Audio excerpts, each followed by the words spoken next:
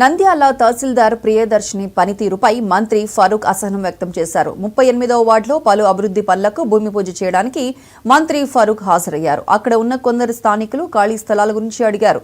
దీనిపై మంత్రి ఫరూక్ మాట్లాడుతూ మండల తహసీల్దార్ ప్రియదర్శిని పనితీరుపై అసహనం వ్యక్తం చేశారు.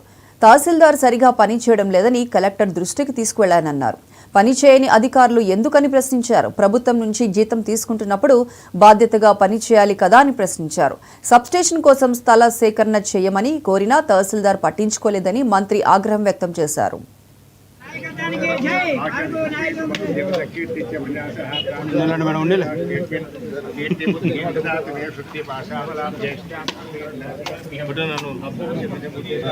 అట్లా పోనా సునారెడ్డి కొంచెం జరిగి కొట్టు అట్లా పోయి కొట్టు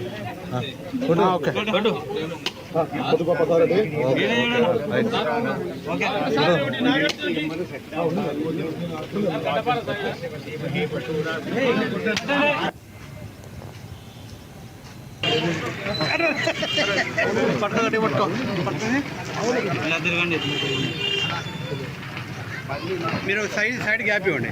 చూడనా చిన్నారెడ్డి చూడు ఉండు ఓకే ఓకే అన్న.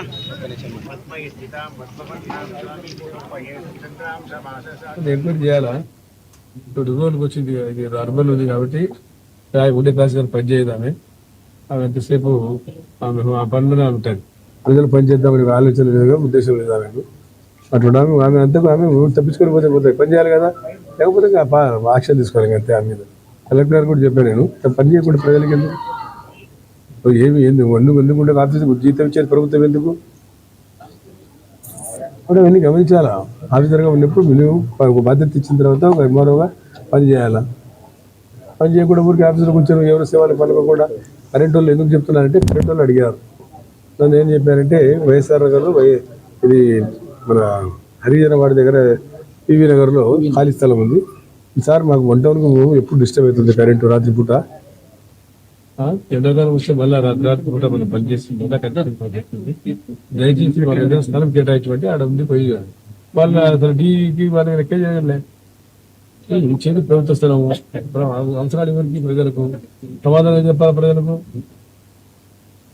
ఆడ స్థలం ఖాళీ ఉంది, ఆడ వాటికి సబ్స్టేషన్ వేసుకుంటామంటున్నారు. నీది ఎప్పుడు ఇదేంటి?